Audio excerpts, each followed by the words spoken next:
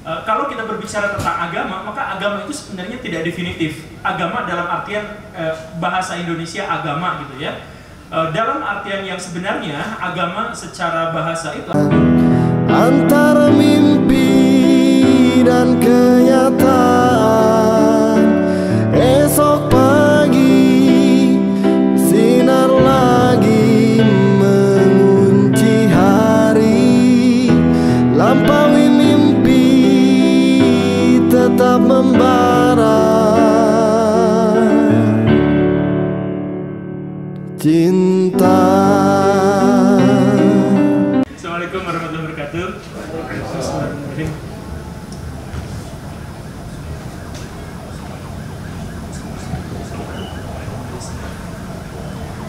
Saya mohon maaf sebenarnya yang pertama karena kita menyelenggarakan acara di luar jam yang lazim, yaitu hari Kamis. Padahal semestinya mungkin berikutnya kita akan patenkan hari Jumat sore aja lah ya, biar semuanya lebih nyaman, lebih enak gitu.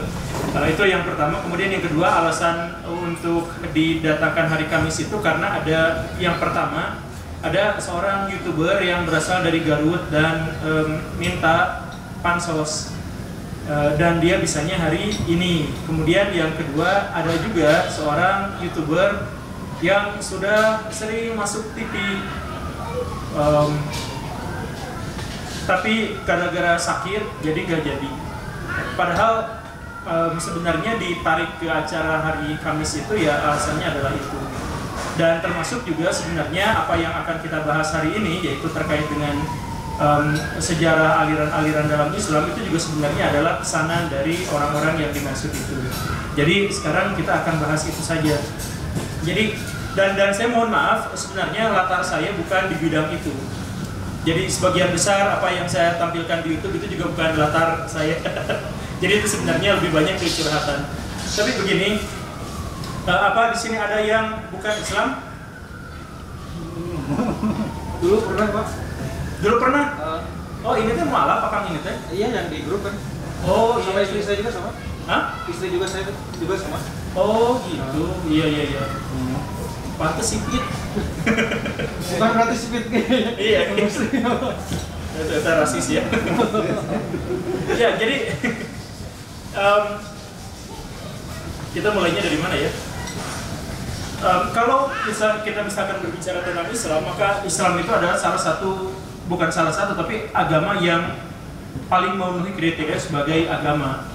Maksudnya adalah agama itu sebenarnya tidak definitif, sama sekali tidak bisa didefinisikan, karena untuk menemukan sebuah definisi itu harus terdiri atas setidaknya dua bagian utama. Yang pertama itu adalah dia golongan apa, kedua dia identitasnya apa. Jadi kalau dalam ilmu logika itu definisi itu seperti itu. Jadi apa yang dimaksud dengan misalkan cafe glory box, apa yang dimaksud dengan, maka kita harus temukan golongannya apa. Golongannya itu adalah tempat makan misalkan. Dan apa yang membuat dia berbeda dengan yang lain, yaitu tempat makan yang ada di rooftop sebuah mall yang begitu, misalkan begitu ya. Nah itu sebenarnya sudah definitif. Jadi apa yang dimaksud dengan glory box adalah tempat makan yang ada di sini. Jadi kita tuh benar-benar tahu itu teh apa gitu, karena identitasnya jelas, golongannya jelas. Nah, makasih dikit. Makasih. Kalau ada ini rekam. Kalau ada yang, makanya dalam hal ini sebenarnya kalau kita berbicara tentang agama, maka agama itu sebenarnya tidak definitif. Agama dalam artian bahasa Indonesia agama gitu ya. Dalam artian yang sebenarnya agama secara bahasa itu artinya adalah tidak goncang. Gama itu gamang.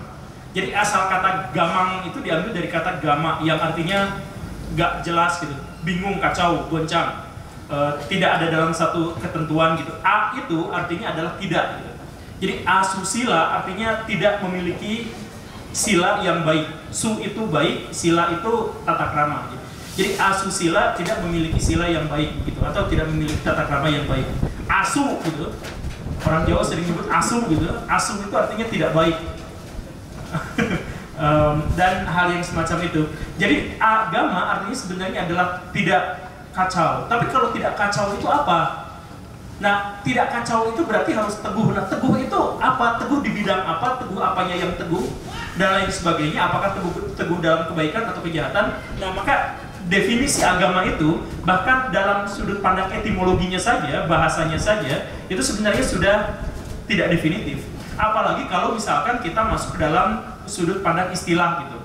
Nah, ini agama itu benar-benar tidak bisa didefinisikan karena tidak ada satu ciri khas tertentu yang menyebutnya menjadi ada gitu. Jadi misalkan gini, yang disebut agama adalah sistem kepercayaan yang menyebut adanya Tuhan, adanya konsepsi tentang hari akhir dan sebagainya. Ada beberapa agama yang tidak menyebutkan Tuhan. Misalkan Buddha, Konghucu, itu gak menyebutkan Tuhan. Konghucu itu nyebutnya langit, tapi secara dia tidak menjelaskan bahwa itu adalah Tuhan. Atau orang-orang Tao menyebut bahwa Tao itu adalah bahkan lebih awal daripada Tuhan. Karena apa? Karena Tuhan yang dimaksud itu adalah dewa-dewi dan Tao itu adalah sesuatu yang tidak definitif gitu. Jadi sebenarnya agama itu adalah sesuatu yang tidak jelas. Nah, tapi kalau misalkan kita balik ke dalam sudut pandang agama Islam, istilah agama dalam bahasa Indonesia yang kita kenal sekarang itu sepenuhnya benar-benar merujuk pada Islam. Jadi sejarah bangsa Indonesia itu terkait dengan istilah Islam, istilah Tuhan, istilah agama dan sebagainya, itu pasti terkait dengan Islam, khusus untuk di Indonesia. Kenapa seperti itu? Karena memang lobby-lobby politik dari kekuatan Islam generasi pas 17-an itu kuat sekali. Nah, karena itu maka agama Islam itu menjadi agama yang benar-benar paling definitif di Indonesia. Kalau misalkan kita masuk Hindu dan Buddha di Indonesia, itu tidak benar-benar menjadi sebuah agama. Di Indonesia itu lebih mirip sebuah kepercayaan. Kayak gini lah, kitab sucinya agama Hindu apa? Ada yang tahu? Salah. Kitab suci agama Hindu apa? Apa? Ada banyak. Ya, banyak. Sebenarnya sangat banyak. Bahkan setiap satu aliran itu memiliki satu kitab suci tersendiri. Jadi bukan Veda. Veda itu adalah kitab suci untuk kalangan Brahmanism.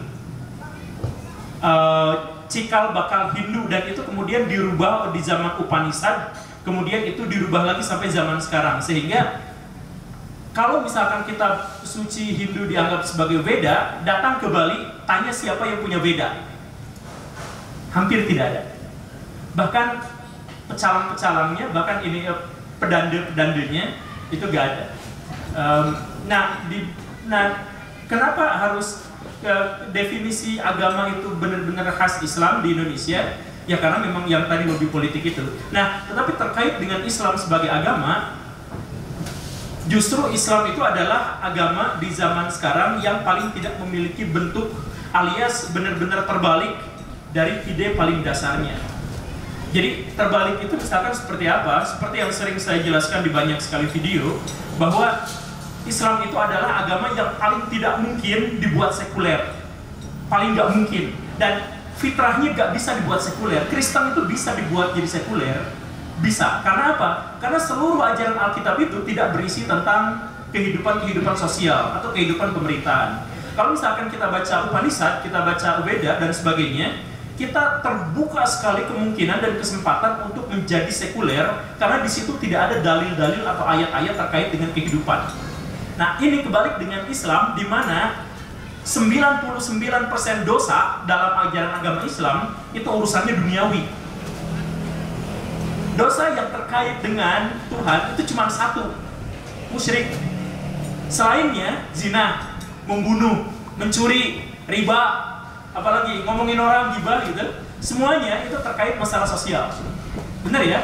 Karena itu maka Islam itu gak bisa disekulerkan, karena Islam itu justru malah masuk pada urusan-urusan duniawi. Nah, fitrahnya Islam itu aslinya kondisinya seperti itu. Lalu sekarang semuanya menjadi terbalik. Terbalik karena orang-orang Islam justru malah tidak mau mengamalkan atau tidak bisa selaras dengan ajaran agama Islam. Misalkan gini, ketika ada Akang Glory Box bikin cafe di sini, itu ajaran Islam bukan? Itu adalah ajaran Islam, itu perintah. Jadi ketika Akang bikin Glory Box di sini, Akang itu pahalanya luar biasa, jauh lebih besar daripada orang-orang yang ada di sini cuma nongkrong aja. Kenapa? Karena dia bikin di sini tempat usaha. Usaha dalam agama Islam itu adalah salah satu bagian dari syariat yang tidak boleh ditinggalkan. Ketika ada seorang laki-laki yang mencari nafkah dan mencari nafkahnya dengan cara yang halal, maka hasil uangnya itu bahkan jauh lebih baik daripada ketika uang itu digunakan untuk misalkan membebaskan budak atau hasil jihad fisabilillah dan sebagainya. Jadi di sini tuh akang dagang di sini tuh itu jihad fisabilillahnya lebih nilainya di hadapan Tuhan. Sebenarnya seperti itu. Artinya apa? Artinya dalam kehidupan seperti yang sekarang ini tuh adalah kehidupan Islam. Seperti itu. Baraya di sini ada yang sudah punya istri, misal ya. Kemudian Baraya diajak jalan-jalan sama temen. Terus alasannya enggak, saya mau ini kencan sama istri malam mingguan sama istri misalkan seperti itu. Itu pahalanya besar banget. Padahal cuma kencan. Lalu Baraya di sini mau tidur itu pahalanya besar banget. Makan, pahalanya itu besar banget. Karena kalau nggak makan dosanya besar, karena bisa bikin Baraya sakit, kan gitu ya. Jadi sebenarnya dalam Islam itu semua bagian aspek kehidupan itu kita itu adalah bagian dari ibadah. Ada yang pakai jaket, ada yang pakai baju, ada yang pakai topi, itu semuanya adalah bagian dari ibadah. Nah, karena memang seperti itu, artinya Islam itu tidak bisa disekulerkan karena urusan duniawi pun bahkan diatur. Nah, sekarang ceritanya itu dirubah. Jadi banyak sekali ulama-ulama yang kemudian menyebutkan bahwa hal-hal yang tidak disebutkan di dalam kitab-kitab ulama mereka, maka itu disebut sebagai di luar agama Islam gitu. Banyak yang seperti itu. Jadi misalkan begini, kalau mau nikah, mana yang lebih penting? Baca buku psikologi atau baca buku fikih? Oh, dua-duanya. Dua-duanya. Ya, itu sebenarnya bukan jawaban karena pertanyaannya adalah opsional. Jadi kalau misalkan dijawab dua-duanya itu guru disalahin sebetulnya. Jadi mana yang lebih penting? Baca buku psikologi atau baca buku fikih? Hah? Situasi dan kondisi kan? Sesuai situasi dan kondisi. Oke, saya jelaskan begini. Fikih itu tidak pernah ada sekalipun disebut dalam Quran dan hadis. Gak pernah ada. Sama seperti tasawuf, sama seperti ilmu kalam, sama seperti siasat, ilmu siasat dan sebagainya, itu tidak pernah ada. Jadi sebenarnya fikih itu juga tidak pernah ada dalam Islam. Tetapi apa? Ulama-ulama zaman dulu berpikir keras bagaimana caranya memberikan pengajaran pada umat muslim terkait dengan tata cara ibadah mereka. Nah, karena itu maka mereka kemudian mengumpulkan sejumlah besar dalil-dalil, kemudian mereka ciptakan interpretasi-interpretasi, mereka ciptakan sistem di mana interpretasi itu tidak keluar jalur dan kemudian disebut sebagai ilmu usul fikih. Yang pertama menemukannya itu adalah Abu Hanifah, dan tapi beliau tidak menuliskan dalam bukunya, dilanjutkan oleh Abu Yusuf dan kemudian oleh Imam Syafi'i dan kemudian dilanjutkan sampai seterusnya. Dan ilmu usul fikih yang paling mengikat kita sekarang itu adalah Arisalah karya Imam Syafi'i. Nah, ini adalah lebih penting daripada fikihnya. Makanya sekarang para ulama di Indonesia banyak yang heran, kenapa sih katanya kita bermazhab Syafi'i tapi fikihnya tidak fikih Syafi'i gitu. Ya memang tidak, tapi usul fikih Syafi'i. Ya, sebenarnya seperti itu. Nah, fikih dan usul fikih karena itu bukan berasal dari produk Islam generasi awal, tapi itu adalah sebuah istihad bagaimana caranya untuk membuat orang Islam menjadi paham tentang realitas. Begitulah kurang lebihnya. Nah, psikologi itu Nah, psikologi itu bagian dari Islam bukan? Iya, tentu saja itu adalah bagian dari Islam. Tetapi seringkali oleh ulama tidak disebut sebagai bagian dari Islam, padahal psikologi itu penting. Bagaimana caranya agar kita bisa menyampaikan sesuatu kepada orang lain? Bagaimana caranya agar pesan-pesan kita itu bermakna buat orang lain? Bagaimana caranya agar kita bisa masuk dalam sebuah lingkungan sosial? Bagaimana caranya kita bisa mengubah lingkungan sosial itu? Bagaimana caranya agar lingkungan sosial itu terus-terusan mengarahkan kita kepada kebaikan dan sebagainya? Itu seluruhnya adalah membutuhkan psikologi. Dan karena itu psikologi itu sama pentingnya sebenarnya dengan fikih. Tetapi gara-gara kita itu menjadi sekuler, maka fikih yang sebenarnya bukan bagian dari ijtihad itu disakralkan sedemikian rupa, dianggap lebih penting, sedangkan psikologi tidak. Begitupun pelajaran-pelajaran yang lain, sampai ada yang mengatakan bahwa matematika itu bukan pelajaran Islam gitu. Itu dari mana ceritanya? Kan Ali bin Abi Thalib itu kan pernah berkata bahwa hidup saya itu adalah ibadah saya. Jadi seluruh hidup saya itu ada ibadah. Jadi nggak mungkin baraya itu lepas dari ibadah, itu nggak mungkin, pasti ada di situ. Nah, tapi ya gara-gara dirusak itu, maka yang dimaksud dengan ibadah adalah menghafal Quran, sedangkan matematika tidak. Yang dimaksud dengan ibadah itu adalah sholat tahajud, sedangkan berkencan dengan istri itu tidak. Misalkan yang dimaksud dengan berjihad itu adalah kita misalkan jalan-jalan ke masjid pakai baju cingkrang, dakwah, ketok-ketok, hayu orang sholat dan sebagainya, sedangkan bikin cafe glory box seperti ini dianggap tidak ibadah dan lain sebagainya. Jadi orang Islam itu yang sejatinya awalnya tidak sekuler itu menjadi sekuler, menjadi sekularisme seperti itu. Jadi semuanya kita tuh jadi kacau. Jadi ini tata kota Bandung itu jelek banget. Padahal dalam Islam itu diwajibkan tata kota yang baik. Ada semacam prinsip-prinsip yang tidak boleh dilanggar dalam membangun sebuah kota misalkan. Itu ada prinsipnya seperti itu. Nah, itu dilanggar semuanya. Biarin aja karena itu bukan bagian dari agama dan lain-lain sebagainya. Nah, kenapa bisa seperti itu? Nah, pertanyaannya adalah kenapa bisa seperti itu sehingga kita baru masuk ke tema yang akan kita bahas. Jadi barusan itu cuma pembukaannya. Kenapa bisa seperti itu? Gara-gara Islam itu tidak sekuler. Ini gara-gara Islam tidak sekuler ya. Maka ketika Nabi Muhammad meninggal dunia, para sahabat itu kebingungan tentang bagaimana sistem pemerintahan itu dijalankan. Apakah sistem pemerintahan itu dijalankan? Apakah sistem pemerintahan itu sudah ditentukan sebagai bagian dari Islam yang turun wahyu dari Tuhan, atau bagian dari Islam tapi itu adalah hasil ijtihad? Nah, pertentangannya antara dua kelompok itu. Nah, karena pertentangan antara dua kelompok itu muncul beberapa kelompok. Yang pertama itu adalah kelompok orang-orang ridho, atau saya mohon maaf ya, tapi saya pikir Abu Bakar dalam hal ini berlebihan. Kelompok ridho itu disebut sebagai kelompok orang-orang murtad. Kelompok orang murtad itu adalah ketika Nabi Muhammad meninggal, itu banyak sekali orang-orang, khususnya dari Najd itu dan dari Yaman, itu yang sama-sama melepaskan diri dari kehilafahan Islam. Karena apa? Karena kesepakatan kami, perjanjian kami adalah dengan Nabi Muhammad. Ketika Nabi Muhammad meninggal, maka kami lepas lagi. Mereka tetap Islam, tapi mereka nggak mau bayar zakat. Alasannya apa? Alasannya adalah karena zakat itu dianggap sebagai jizyah, atau dianggap sebagai pajak tanda takluk. Nah, kenapa zakat yang sebenarnya adalah urusannya dengan Tuhan, sebenarnya itu adalah masalah ibadah, tapi dianggap sebagai tanda takluk? Kenapa bisa seperti itu?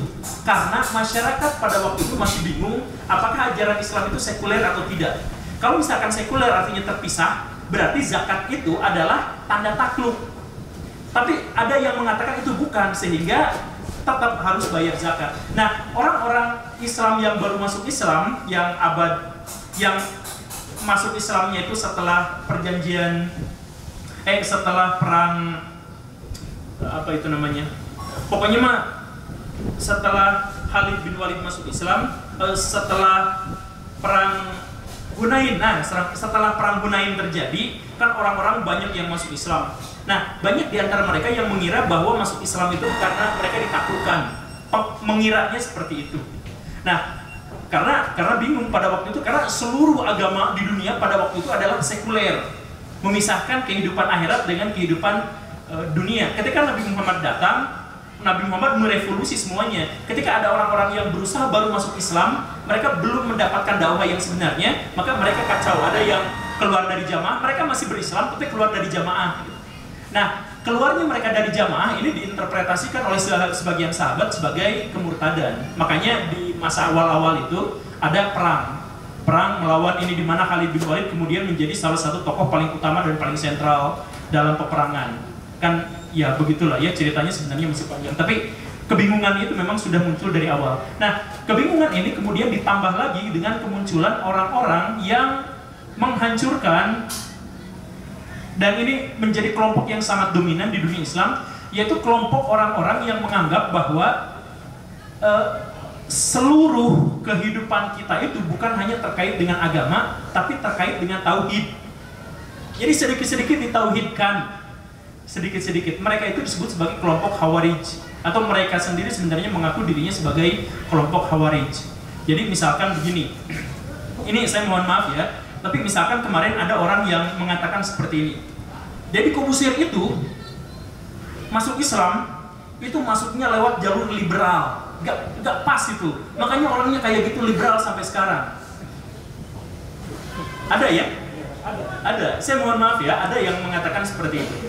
Saya mohon maaf ya, saya benar-benar pengen berjumpa dengan orang itu karena ini sebenarnya adalah ciri Khawarij. Karena maksudnya gini nih, hidayah itu gak bisa dicampuri oleh siapapun. Itu hak sepenuhnya Tuhan. Nabi Muhammad gak bisa bikin hidayah dan gak bisa menjadi perantara hidayah, itu gak mungkin bisa. Pamannya sendiri Nabi Muhammad udah doa-doa kayak gimana, tetap meninggal dalam kondisi tidak beriman. Jadi hidayah itu urusan Tuhan sepenuhnya. Jadi gak mungkin ada hidayah jalur liberal. Itu hidayah itu jalurnya satu, gak ada yang lain. Jadi kalau ada orang yang, ada orang yang ngomong gitu, tapi kenapa ada orang yang ngomong seperti itu? Di zaman setelah Nabi wafat itu ada kelompok yang namanya Khawarij. Kelompok itu menganggap bahwa seluruh keimanan itu hubungannya terkait dengan ibadah. Seluruh tauhid itu hubungannya terkait dengan ibadah. Jadi gini, kalau ada orang ibadah, beriman, kalau nggak ibadah dia kafir. Jadi kalau ada orang berzakat, muslim, tidak berzakat, kafir. Padahal kalau dalam Islam yang sebenarnya, muslim dan kafir itu perbedaannya hanya syahadat dalam pelafalan dan sholat dalam tindakan. Udah itu doang, gak ada yang lain. Misalkan ada orang yang berzina gitu, dia tetap muslim. Muslim yang berdosa sangat-sangat besar, tapi dia muslim. Nah, kata Khawarij gak bisa seperti itu. Kalau dia tidak menjalankan syariat Islam, dia ngikutin yang ayat yang wa malahkum bima anzalallah yang itu, maka dia kafir gitu. Makanya orang-orang Khawarij itu bahkan mengkafirkan para sahabat. Karena misalkan begini, Utsman meninggal dibantai oleh siapa? Oleh pemberontak dari Mesir. Salah satunya siapa? Anak dari Abu Bakar, Muhammad bin Abu Bakar. Jadi Muhammad bin Abu Bakar tinggal di Mesir, kemudian dia itu dipimpin oleh sahabat Nabi yang sangat zuhud, namanya adalah Amr bin As. Amr bin As itu sama Utsman bin Affan dipecat, diganti sama kerabatnya sendiri. Apa alasan Utsman bin Affan memecat Amr bin As itu? Utsman bin Affan pada waktu itu sudah sangat tua, sehingga dia tidak bisa mengontrol pemerintahan dengan sangat baik. Sehingga dia berpikir bahwa saya hanya bisa mengontrol keluarga terdekat saya saja. Maka gubernur Mesir itu, Amr bin As-nya dipecat, diganti oleh keluarga terdekatnya beliau, keluarga terdekatnya Utsman. Itu sebenarnya adalah itu sebenarnya adalah istihad yang baik, yang positif. Maksudnya Utsman pada waktu itu dia merasa tidak bisa memerintah orang di luar keluarganya, karena di keluarganya dia senior, tapi buat orang lain dia itu ketuaan gitu, dianggapnya ketua, udah 83 tahun pada waktu itu. Nah, karena itu maka Utsman mecat. Nah, orang-orang Mesir gak ikhlas, pemimpin yang sangat dicintainya itu dipecat, gak ikhlas. Datang 500 orang ke Madinah, demo, Utsman kamu gak boleh kayak gitu. Diprovokasi oleh seseorang yang entah bagaimana ceritanya, menggeruduk masuk ke rumah Utsman, dihalang-halangi sama Hussein, anaknya Ali, tapi Utsman akhirnya meninggal dunia. Meninggal dalam kondisi darahnya itu bercampur dengan mushaf yang sedang dia baca. Jadi sedang baca Quran, di demo, Utsman itu kalau baca Quran semuanya lupa gitu. Jadi di demo di luar rumahnya dia lupa gitu. Jadi sampai akhirnya rumahnya digeruduk, dia tetap baca, dibacok entah oleh siapa, darah muncrat ke mushaf yang sekarang masih ada di Turki, mushafnya itu. Nah, siapa yang salah dalam hal itu? Provokatornya, tapi sampai sekarang provokatornya tidak diketahui. Orang Syiah bercerita provokatornya adalah si Anu gitu ya. Mereka punya riwayatnya, tapi ya banyak di antara riwayat-riwayat itu saya pikir yang tidak bisa dipertanggungjawabkan. Tapi lanjut saja. Nah, setelah Utsman meninggal itu, di situ penggantinya adalah Ali. Ali dituntut, Ali, kamu harus mengadili orang-orang yang membunuh Utsman. Siapa yang membunuh Utsman? Tidak diketahui, tapi salah satu orang yang ada dalam rombongan itu adalah Muhammad bin Abu Bakar, anaknya Abu Bakar. Ali itu sungkan, itu anak dari sahabat terdekat Nabi. Jadi gimana dong? Itu kan adiknya Aisyah gitu. Jadi ini gimana ya? Aduh, gak enak juga. Akhirnya Ali itu bilang kayak gini, kita kumpulkan dulu seluruh buktinya. Gak bisa kumpulkan seluruh buktinya.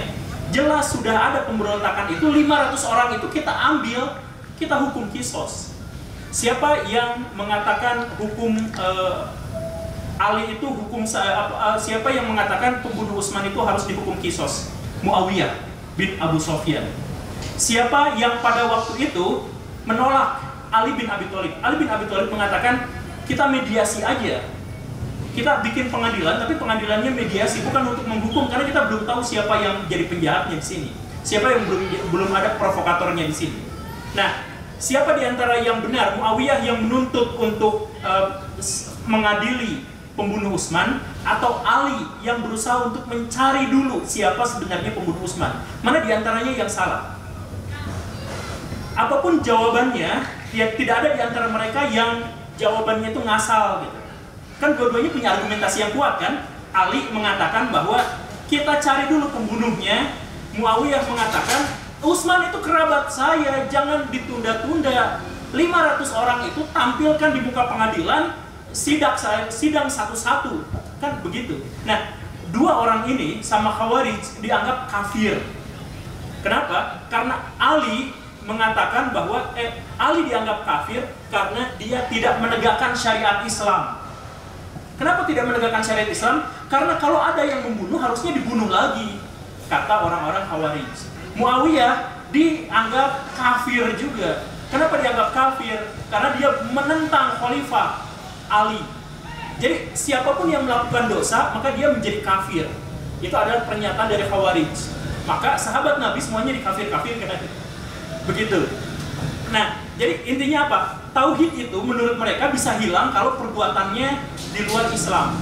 Jadi kalau ada orang melanggar syariat Islam, itu otomatis kafir menurut orang-orang Khawarij. Begitu. Nah, itulah yang kemudian ideologinya menjadi latar dari orang yang mengatakan tadi itu. Deddy Corbuzier itu masuk Islamnya lewat jalur liberal. Jadi Deddy Corbuzier itu mau dia mabuk, mau dia apa, ketika dia udah ngomong syahadat, dia muslim.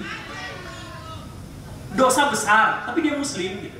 Jadi gak bisa ada perbuatan yang menyebabkan dia menjadi non-muslim, kecuali itu adalah pernyataan secara langsung. Begitulah ceritanya. Dalam Islam itu seperti itu. Tapi muncullah kelompok Khawarij yang kemudian mengkafirkan siapapun atas dasar tindakannya.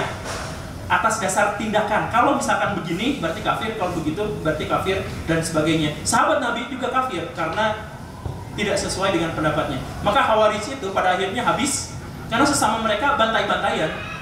Karena lagi nongkrong-nongkrong gini, ada yang minum, enak gak? Enak, enak seruput. Kok nggak sesuai adab Islam? Kalau adab Islam minumnya nggak boleh sambil bunyi seruput gitu. Kata siapa? Jangan gitu. Lu fitnah, lu kafir, kan nggak fitnah gua. Kata yang satu lagi, lu nggak sesuai adab Islam, minumnya sambil jeruput. Ya kafir-kafiran, bunuh-bunuhan dua-duanya. Jadi Khawarij itu pada akhirnya hilang gara-gara itu. Tetapi ideologinya itu bertahan sampai detik ini. Karena apa? Karena ideologi ini dijanjikan sama Nabi akan ada selamanya. Kelompok ini itu sama Ibnu Abbas itu sampai disebut sebagai anjingnya neraka. Pasti ada selama-lamanya. Mereka lah yang kemudian mengkafir-kafirkan orang lain gara-gara perbuatan, gara-gara tindakan. Begitu. Nah, inilah yang kemudian memecah Islam menjadi banyak kelompok. Jadi Islam pecah jadi banyak sekali kelompok adalah gara-gara ketika ada perbedaan pendapat, dianggap berbeda, dianggap sesat, dianggap kafir, dan sebagainya gitu. Padahal ya gak gitu, bahkan kemudian dibikin kelompok-kelompok gitu. Kan dalam Islam itu berkelompok itu benar-benar diharamkan. Kalau baraya bikin organisasi, misalkan NU, Muhammadiyah, boleh. No smoking, gak jadi masalah. Karena apa? Karena itu adalah sebuah organisasi. Tapi di dalamnya tidak boleh ada pengelompokan. Dalam artian, satu kelompok itu alirannya semuanya pikirannya sama, semuanya itu gak boleh. NU itu beda-beda kan di dalamnya, boleh gak jadi masalah karena itu adalah sebuah organisasi. Tapi kalau sudah ada kelompok pengelompokan yang lain di luar saya, ini berarti sesat, yang di luar saya ini berarti liberal, yang di luar saya ini berarti Syiah dan sebagainya, itu gak boleh. Sunni Syiah itu aslinya nggak boleh, karena dalam Islam itu nggak pernah ya ada yang namanya Sunni, nggak pernah ada yang namanya Islam, nggak ada yang namanya Syiah.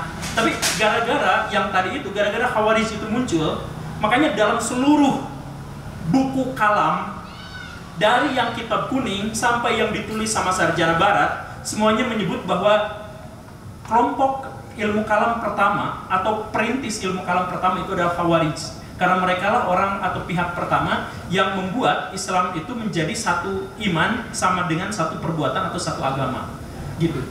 Jadi perbuatan sama dengan agama, perbuatannya beda, berarti agamanya beda. Gitu. Sampai sejauh ini ada yang mau ditanyakan? Ada mic-nya? Alhamdulillah. Cek.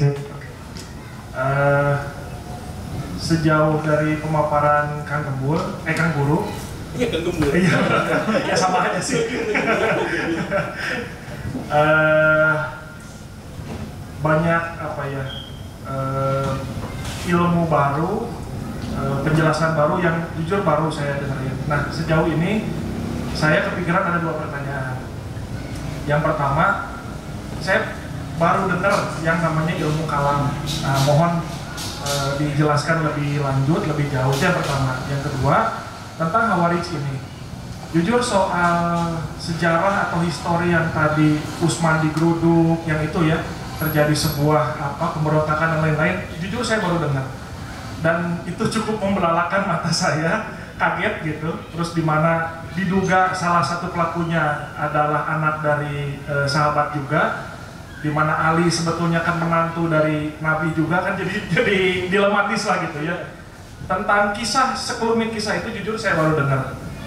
Nah, yang mau saya tanyakan tentang Khawarij ini, kalau Kang Guru tahu, Mugia tahu,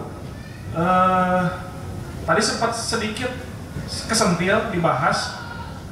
Saya gini, rata-rata orang yang apa istilahnya mengkultuskan diri bahwa saya itu aliran tertentu, kan biasanya punya landasan rata-rata berupa ayat lah ya, entah itu ayat Al-Quran atau hadis. Mereka punya landasan.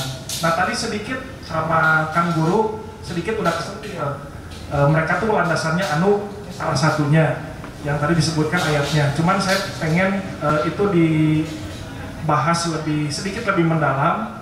Apakah hanya satu ayat landasan mereka menghawarijkan diri kan gitunya? Karena kan awalnya karena tadi Kang Guru bilang bahwa istilah Khawarij ini bukan hanya istilah dari luar ke mereka sendiri pun menamai diri mereka Khawarij kan gitu, mengiklankan diri mereka, iya aing Khawarij kan gitu. Maka orang-orang luar pun di luar Khawarij menyebut mereka Khawarij. Nah, yang pengen saya tanyain teh, landasan mereka mengkhawarijkan diri teh apa ayatnya, entah itu mungkin ayat Al-Quran atau mungkin hadis.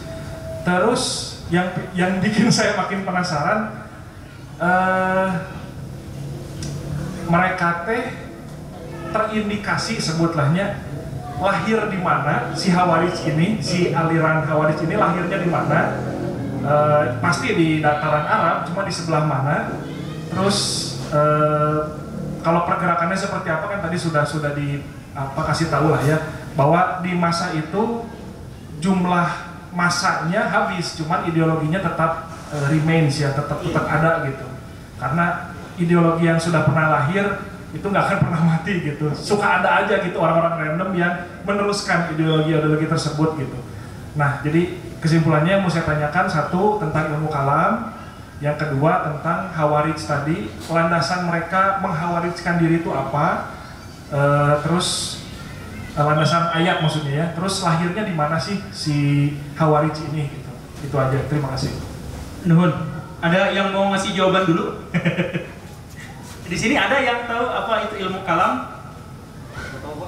Apa? Nggak tahu. Akang tahu?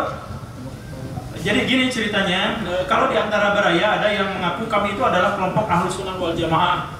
Itu kalam. Kami Syiah atau kami menyebutnya Ahlul Bait. Nah, mereka menyebutnya Ahlul Bait gitu kan. Nah, itu ilmu kalam. Khawarij itu ilmu kalam. Mu'tazilah itu kalam. Itu sistem kalam, berbeda dengan misalkan kami Syafi'iyah, kami Hanabilah. kami misalkan Malikiyah, nah itu adalah mazhab fikih. Jadi ada mazhab fikih, ada mazhab kalam, kemudian nanti ada mazhab tasawuf. Ada tasawuf gila atau tasawuf majnun. Itu ada, misalkan yang paling terkenal itu yang tarian putar-putar itu. Siapa? Jalaluddin Rumi ya. Itu tasawuf gila. Atau ada yang disebut sebagai tasawuf khauf, tasawuf takut. Nah itu Al-Ghazali gitu ya, dan teman-teman dan sebagainya. Jadi sebenarnya dalam Islam itu ada banyak sekali aliran tergantung pada ini. Nah apa yang dimaksud dengan kalam? Kalam itu sebenarnya adalah sesuatu yang diharamkan tapi menjadi ada gara-gara jadi ketika Islam sudah berkembang sangat pesat dan kemudian ada Khawarij. Nah itu kan ada Khawarij. Kan Khawarij itu melempar sebuah wacana. Apa yang dilemparkannya itu adalah bahwa perbuatan itu sama dengan iman. Jadi setiap satu perbuatan sama dengan satu iman atau satu agama. Berbeda perbuatan, berbeda agamanya. Nah, dari situ maka muncullah kemudian kelompok yang berusaha untuk mengimbangi atau berusaha untuk mengalahkan opini itu atau pendapat itu. Yaitu orang-orang Murji'ah. Orang-orang Murji'ah itu mengatakan bahwa semua yang dilakukan oleh seorang muslim itu tidak berimplikasi apapun pada iman. Nah ini ekstrim kanan gitu. Kalau tadi anggap tadi ekstrim kiri, ini ekstrim kanan. Jadi mau zina mau apa tidak akan berpengaruh apapun terhadap keimanan, karena keimanan itu sudah dipatok. Nah kalau misalkan saya pribadi kan menganggap bahwa perbuatan itu memang tidak berkonsekuensi pada hilangnya iman, tetapi dia berpengaruh pada iman.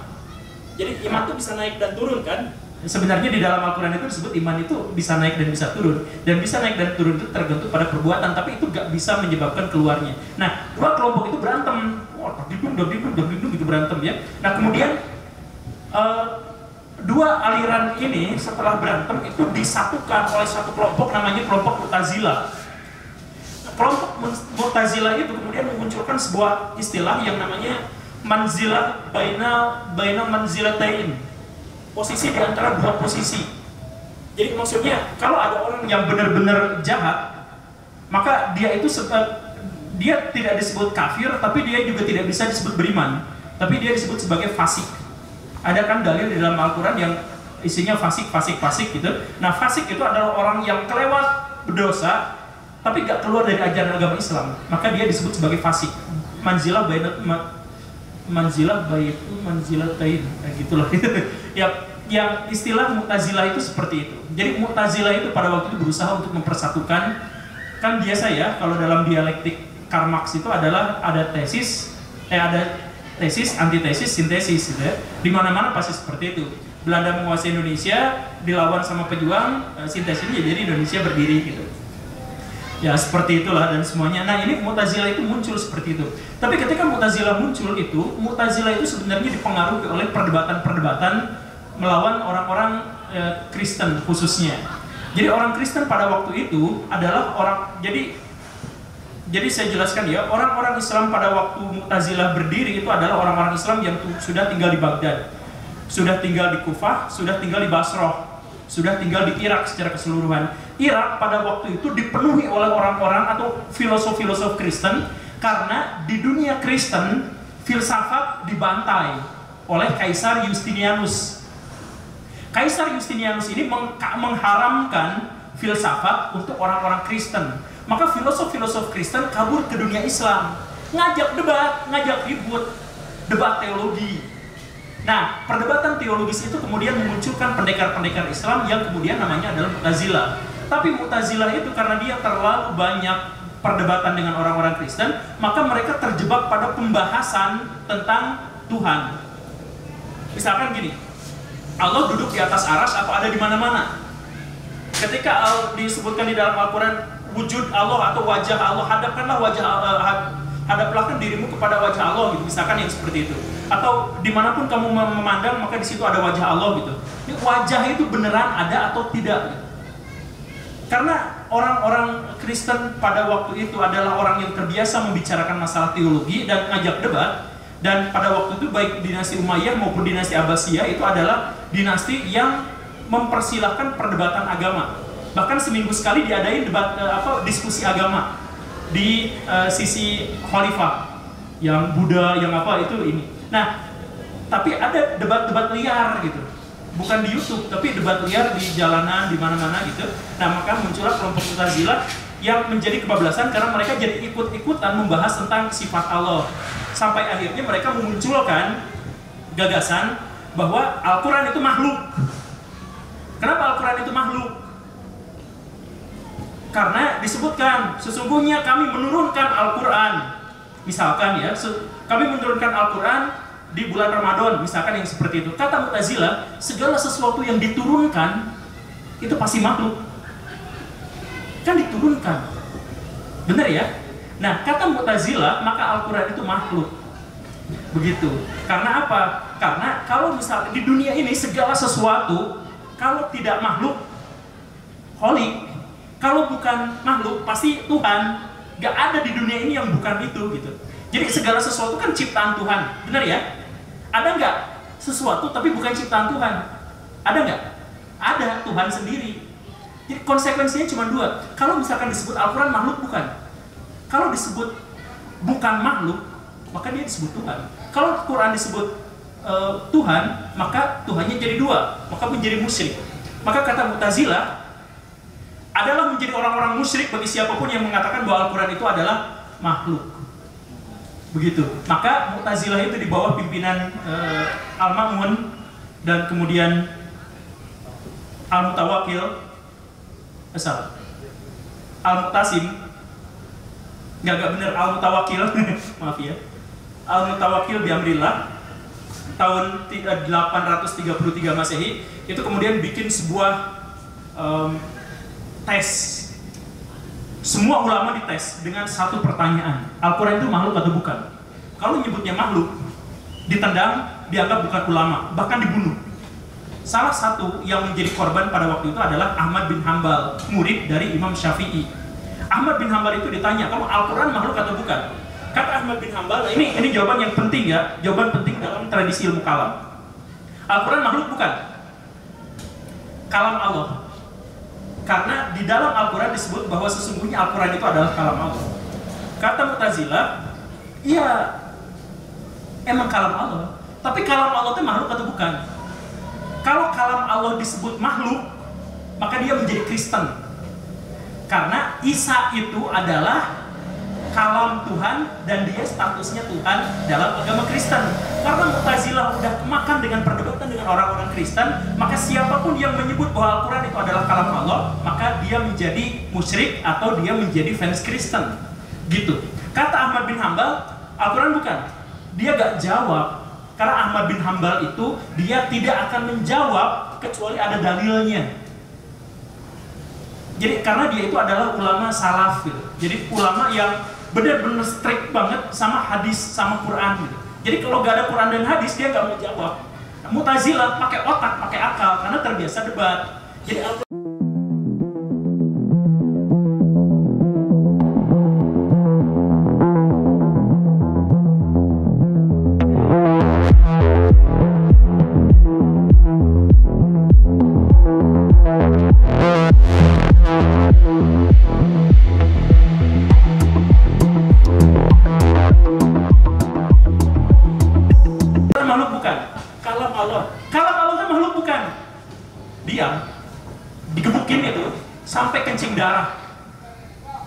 Ahmad bin Hambalnya. Karena kamu itu adalah muridnya Imam Syafi'i, pengaruh kamu tuh besar sekali sama umat. Kalau kamunya musyrik, kamu ngomong sama orang musyrik semua. Itu pandangannya Mu'tazilah itu. Maka di sini kemudian muncul perdebatan antara Mu'tazilah dengan orang-orang pengikut Ahmad bin Hambal. Yang gara-gara ini menjadi, tadi kan Mu'tazilah itu adalah sintesis ya dari Murji'ah sama Khawarij. Nah ini sekarang jadi tesis. Nanti dibenturkan dengan Ahlul Hadis Ahmad bin Hambal yang nanti dipersatukan lagi oleh Abu Hasan Al-Asy'ari yang kemudian mendirikan Ahlus Sunnah wal Jamaah yang dipakai oleh 90% orang muslim di seluruh dunia sampai sekarang. Orang NU ngakunya kami Ahlus Sunnah wal Jamaah, orang Salafi Wahabi ngakunya Ahlus Sunnah wal Jamaah. Sebenarnya itu adalah produk sejarah yang merupakan berupa upaya untuk mensintesiskan antara pertentangan antara kaum rasional Mu'tazilah dengan kaum literal orang-orang Hanabilah, orang-orang kelompok pengikut Ahmad bin Hambal, seperti itu. Jadi kalau saya pribadi, saya akan mengikuti Ahmad bin Hambal dalam artian kalau masalah ketuhanan saya nggak akan berani berdebat. Jadi kalau misalkan ada orang yang ngomong misal Tuhan itu ada di aras atau bukan dan sebagainya, itu mah urusan nggak, maksudnya bukan wilayah kita untuk membicarakannya. Karena misalkan begini lah ya, saya misalkan menjelaskan Tuhan itu ada di atas aras. Kalau saya menyebutkan bahwa argumentasinya adalah begini, kan argumentasi itu batal karena tidak ada pembuktiannya. Benar gak? Wajah Allah, sebenarnya wajah Allah itu asli, adanya seperti ini. Ada kali yang bisa membuktikan? Kan itu sebenarnya hanya permainan logika aja, hanya dialektika kosong aja. Gak ada yang, kalau misalkan kita berdebat tentang demokrasi sama demokrasi sama otoritarian, mana yang lebih baik? Saya berani debat semalaman suntuk gitu. Karena ada nilai empirisnya yang bisa dijadikan sebagai pembuktian dan ada kemampuan yang bisa didemonstrasikan dalam berargumentasi. Tapi kalau misalkan masalahnya adalah Tuhan punya kaki atau enggak? Gak ada seorang pun di antara kita yang bisa membuktikan mana pendapat yang benar. Nah karena itu maka perdebatan apapun tentang Tuhan itu gak penting juga ngapain gitu. Nah misalkan terkait dengan Al-Quran itu makhluk atau bukan, pendapat Mu'tazilah itu lebih kuat. Karena mereka didasarkan pada dalil Quran yang tadi itu. Tetapi Ahmad bin Hambal pernyataannya lebih harus kita ikuti. Karena apa? Karena gak bisa dibuktikan. Ya udah aja selesai sampai di situ, ngapain juga. Jadi makanya ayat-ayat terkait dengan ayat-ayat ketuhanan disebutnya ayat-ayat mutasyabihat. Dan di surat Ali Imran itu disebutkan ayat mutasyabihat itu hanya bisa diperdebatkan oleh orang-orang yang cenderung pada kesesatan. Di ayat 6 itu cenderung pada kesesatan, bahas ayat-ayat mutasyabihat. Sekarang di dunia Islam banyak sekali perdebatan-perdebatan terkait dengan Tuhan. Apakah Tuhan ini begini atau begitu? Ada yang menyebut Tuhan itu tauhidnya ada 3, uluhiyah, rububiyah, dan Tuhan asma wa sifat dan sebagainya. Itu gak ada di dalam Quran dan Sunnah. Mereka hanya menciptakan itu untuk menciptakan kelompok-kelompok, golongan-golongan. Kalau yang percaya pada konsep ini berarti masuk ke dalam kelompok misalkan ya Salafiyah, yang tidak berarti masuk ke dalam kelompok yang lain dan sebagainya. Jadi akhirnya Islam itu pecah belah kotak-kotak ngikutin Khawarij tadi, yang pikirannya, yang pendapatnya, yang perbuatannya berbeda dengan saya, maka imannya beda, liberal, Syiah, sesat, fasik, dan sebagainya, yang sebenarnya itu semuanya adalah produk sejarah yang tidak pernah dikenal dalam sejarah agama Islam generasi awal. Begitu. Itu adalah tentang ilmu kalam. Kemudian pertanyaan kedua, buset panjang banget jadi jawabannya ya. Kepanjangan gak sih? Gak apa-apa. Serius nggak apa-apa? Ya, karena kan saling terkoneksi satu sama lain. Oh, iya, jadi harus komprehensif gitu, penjelasannya nggak masalah. Kalau gitu saya minum dulu ya. Kedua, terkait dengan apakah ada dalilnya? Jadi gini nih ya, kebiasaan orang-orang Islam itu menggunakan dalil bukan gara-gara itu adalah bagian dari agamanya, tapi gara-gara menutupi kesalahannya. Saya mohon maaf, nah ini juga ada salah satu akang di sini yang tadi ngomong seperti itu, dan ini memang sudah jadi kebiasaan akhir-akhir ini orang-orang Islam. Jadi misalkan gini, saya mohon maaf ya kalau ada orangnya, ya langsung saja. Jadi, Kang, maaf pertemuan kali ini nggak jadi qadarullah karena begini dan begitu, kami gagal untuk misalkan menyediakan masjid dan sebagainya. Misalkan seperti itu. Itu bermasalah nggak? Sangat bermasalah dalam urusan tauhid, tapi dibiasakan. Kenapa coba? Karena apa? Karena dia bilang ini qadarullah, kami gagal untuk menyediakan tempatnya. Jadi teman saya yang bikin cerita inspiratif Sengkala juga pernah, ya Kang kita rapat, udah rapat, Kang punten pisan ini sudah qadarullah, jadi ada satu orang yang tidak bisa hadir gara-gara begini dan begitu. Jadi maksudnya terkait dengan alasan itu kita gak bisa mencantumkannya pada Tuhan, karena dia mau hadir mau tidak itu qadarullah, semuanya adalah qadar, semuanya takdir Allah, tidak ada yang tidak, semuanya. Barangnya mau terlambat, mau tidak, mau jungkir balik, mau apa, semuanya adalah takdir Allah. Tapi qadarullah hanya digunakan ketika itu menutupi sebuah alasan atau menutupi sebuah kesalahan. Jadi saya mohon maaf ya, misalkan Kang ini gak jadi karena ininya gak datang, ya ini sudah qadarullah, ya enggak. Ya memang itu qadarullah, tapi gak bisa disebut juga gitu. Kenapa? Itu jadi alasan kesalahan atau kegagalan kita. Jadi kalau salah, sebutkan aja salah, saya mohon maaf gitu. Jadi kayak orang-orang NU zaman dulu, orang-orang zaman NU zaman dulu itu kalau beres khutbah atau beres ceramah, dia ngomong semua yang benar dari Allah dan semua yang salah adalah kesalahan saya pribadi. Pernah dengar yang kayak gitu? Itu orang NU yang menyebut. Orang NU menganggap Mu'tazilah sesat, padahal itu perkataan itu adalah perkataan khas Mu'tazilah. Orang-orang Mu'tazilah itu menganggap bahwa Tuhan itu, karena mereka suka berdebat tentang Tuhan ya. Orang Mu'tazilah itu mengatakan bahwa Tuhan itu sempurna dalam sebuah kebaikannya, dalam semua kebaikannya. Maka nggak mungkin Tuhan melakukan kejahatan. Karena Tuhan tidak mungkin melakukan kejahatan, maka segala sesuatu yang jahat yang terjadi di muka bumi tidak ada urusannya dengan Tuhan. Karena segala kejahatan tidak ada urusannya dengan Tuhan, maka muncullah istilah semua yang benar itu berasal dari Allah, yang salah dari saya pribadi. Orang-orang NU dengan bangga sering ngomong seperti itu, padahal itu adalah pernyataan Mu'tazilah gitu. Ya nggak apa-apa, memang benar, Mu'tazilah dalam hal itu benar. Tapi maksud saya adalah, jadi dalil itu, saya mohon maaf ya, dalil itu sering kali kita gunakan untuk menutupi kesalahan dan kelemahan kita. Jadi, misal, Kang, kenapa sih miskin wae atau hidup itu maju-maju? Nya atau atas takdir Allah rezekinya sudah ditentukan. Saya bersumpah demi Allah, takdir itu ada dan rezeki itu sudah ditentukan. Tapi itu bukan jadi alasan kalau misalkan kita gagal dalam kehidupan. Gitu kan? Kamu kenapa misalkan kalah, ini mah sudah takdir Allah. Kenapa kamu malah ini ikut-ikutan produk kafir dan lain sebagainya? Ya kan boleh dalam Islam juga. Jadi dalil itu dijadikan sebagai alasan. Benar, semua itu benar, tapi alasan yang benar, fakta yang benar itu menjadi salah ketika dia menjadi sebuah alasan. Jadi misal gini Baraya datang ke sebuah meeting. Pas meeting itu, Baraya terlambat gara-gara hujan. Kemudian datang ke bos, kenapa kamu terlambat? Maaf Pak, hujan. Hujan itu fakta, gak bisa dibantah, benar kan? Tapi jadi salah ketika dia jadi sebuah alasan. Gitu loh. Jadi itu takdir, qadarullah itu benar takdir. Tapi jangan jadikan itu sebuah alasan. Nah, kenapa orang-orang Islam di dunia sekarang itu menjadi, dan ini menjadi salah satu alasan Khawarij. Khawarij itu Khawarij itu sering menjadi salah karena setiap tindakannya itu didalilkan. Dulu ada kelompok yang mengaku sebagai kelompok Islam dulu selalu melakukan penggerebegan kepada tempat-tempat maksiat dulu itu. Terus diwawancara, kenapa seperti itu?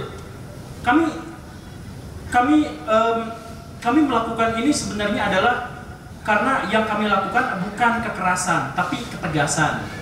Nah seperti itu. Ada nggak dalilnya? Nggak ada. Mereka bikin aja sendiri dalilnya. Tapi kemudian ketika mereka melakukan kekerasan, ini bagian dari Islam. Ketika ada yang melakukan pembunuhan, ini bagian dari Islam. Ada ibu-ibu kemarin mencuri di mall. Kenapa ibu mencuri? Ya, saya nggak bisa disebut pencuri Pak, karena segala sesuatu ini adalah milik Allah. Iya kan? Jadi sebenarnya semua dalil Quran itu, semua dalil tanpa kecuali, semua dalil Quran itu bisa kita jadikan sebagai alasan. Benar bisa dijadikan sebuah alasan. Karena itulah maka ulama-ulama di zaman dulu itu kemudian mengharamkan pembuatan alasan-alasan yang dikait-kaitkan dengan urusan Tuhan. Gak boleh seperti itu. Kalau misalkan Baraya malas kemudian jatuh miskin, ya bilang aja, saya mah bukan tipe orang yang suka kerja keras. Gitu kan, gampang kan? Ya, betul. Jangan nyebut ya udah ditakdirkan sama Tuhan. Ya takdirnya benar ada, tapi jangan jadi alasan. Itu berarti merendahkan Tuhan gitu. Menjadi penutup bagi kesalahan kita gitu. Nah tapi itu kebiasaan kita. Jadi ini sudah kebiasaan umum. Saya juga nggak bisa nyalahin, karena saya juga nggak tahu ini awal mulanya kebiasaan seperti ini dari mana. Tapi Khawarij itu juga punya kebiasaan yang selalu sama. Setiap dia melakukan kesalahan, dia cantumkan kesalahan itu pada Tuhan. Begitu. Oke, Kang, ya silakan. Assalamualaikum warahmatullahi wabarakatuh. Waalaikumsalam. Berhubungan dengan sejarah, Pak, ini kan yang saya pikirkan selama ini bahwa melihat itu generasi sekarang dan akan datang, mereka itu memang salahnya banyak dari orang tua yang muslim, Dan tetapi yang sejarah yang Pak Guru sampaikan bahwa Islam itu memang memiliki kelompok yang berbeda, dan jujur ayah saya sendiri ada orang Syiah dan ibu saya adalah Ahlus Sunnah wal Jamaah. Namun saya sendiri tidak mengikuti keduanya. Saya menjalankan ibadah sesuai yang menurut saya benar. Saya lebih memilih mengikuti Malikiyah, dan itu menjadi sebuah pertempuran dunia hangat di rumah tangga ibu saya dan ayah saya yang sering terjadi, karena menurut ibu saya pernikahan bukan berlandaskan dengan cinta tapi karena perjodohan. Dan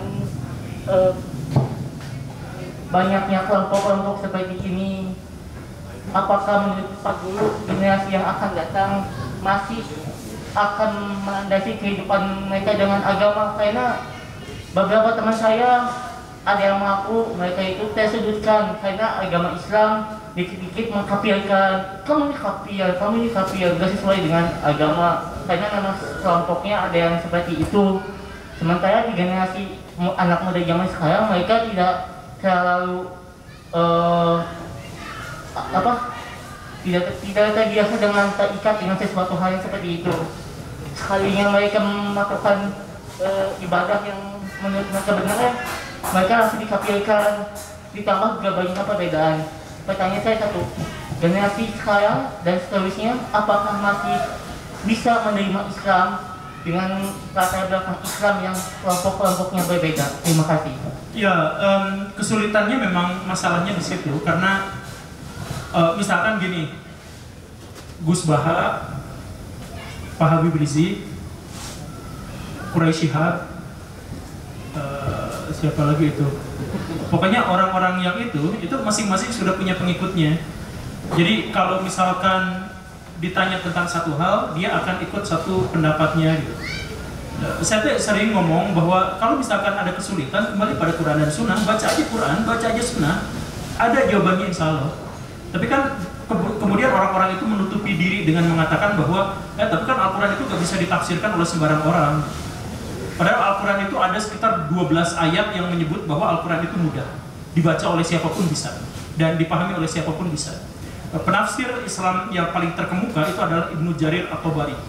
Kalau Baraya belajar ilmu tafsir, gak mungkin melewatkan orang ini. Itu orang yang benar-benar paling representatif untuk belajar tentang tafsir Quran. Dan dia di pengantar tafsir Quran itu mengatakan bahwa sebagian besar ayat Al-Quran itu bisa dipahami oleh setiap orang tanpa kecuali. Dari anak kecil sampai profesor yang udah tua bangkotan itu akan memahami Al-Quran. Itu pasti. Kata dia seperti itu. Tapi ada sedikit ayat yang tidak dipahami oleh sebagian besar orang, tapi dipahami oleh Nabi. Maka carilah tafsir itu di hadisnya.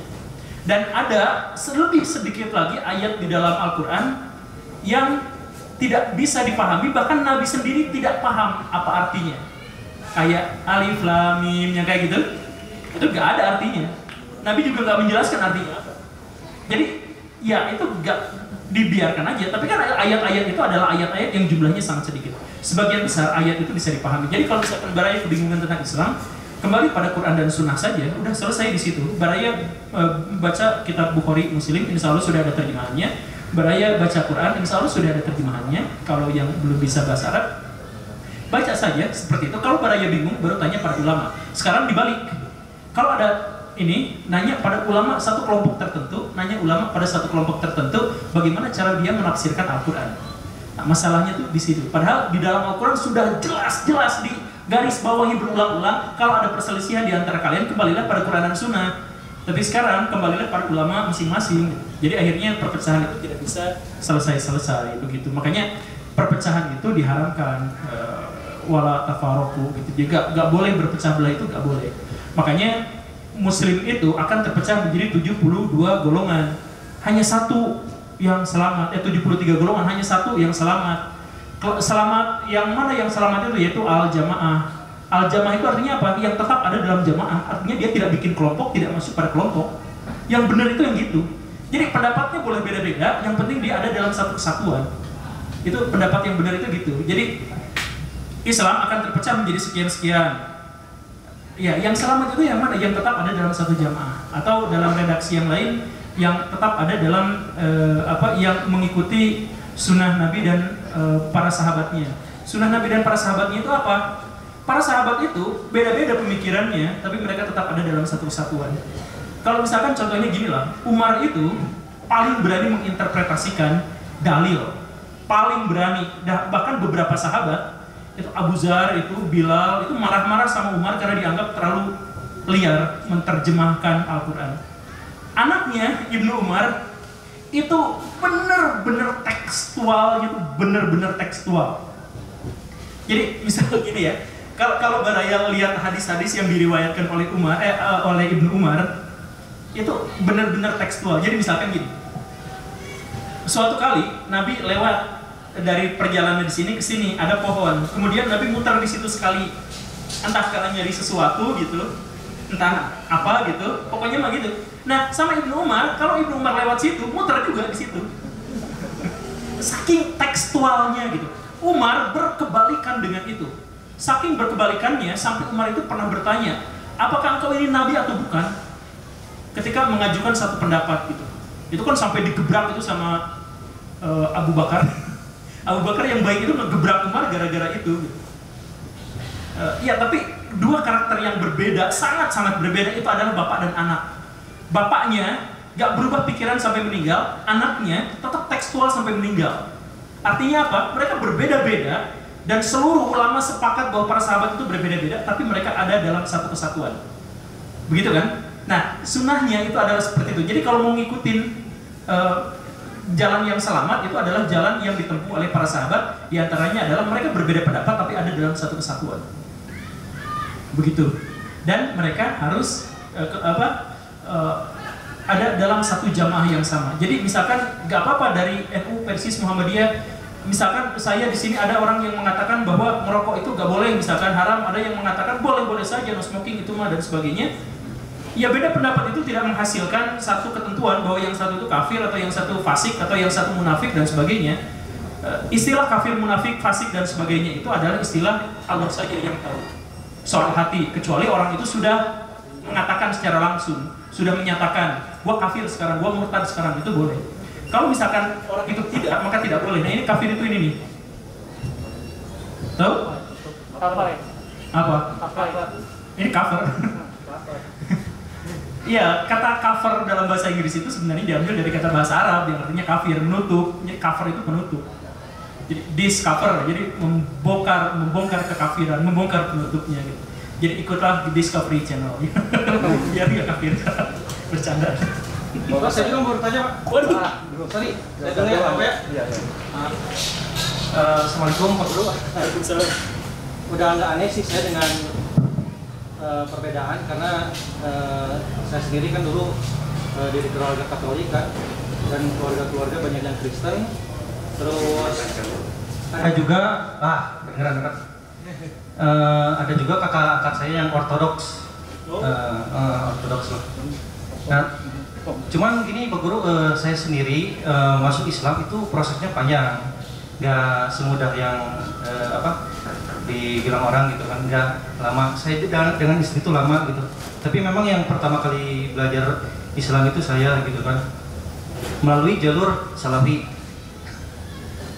Melalui jalur Salafi gitu ya. Saya juga nggak masuk lah dengan NU versus Muhammadiyah dan segala macam, udah tahu, udah hafal gitu kan. Cuman saya secara pribadi itu agak gimana gitu ya ke orang-orang yang Salafi sekarang itu gitu ya. Karena sejujurnya saya secara pribadi itu melihat agama Islam itu agama yang ilmiah, agama yang benar-benar masuk akal gitu kan, ilmu pengetahuan apa segala macam masuklah semuanya di dalam Islam gitu. Tapi orang-orang Salafi sendiri banyak yang nggak sesuai dengan akal sehat gitu. Saya dulu pernah komen di Pak Guru Gembul gitu kan mengenai ada teman saya yang dia percaya bumi datar gitu Pak. Nah itu terus dulu pas waktu awal-awal pandemi ada Ustadz Yazid Abdul Qadir Jawas gitu kan bilang bahwa sholat nggak perlu pakai masker gitu kan, rapat aja gitu kan. Masih banyak sih yang nggak masuk akal gitu kan.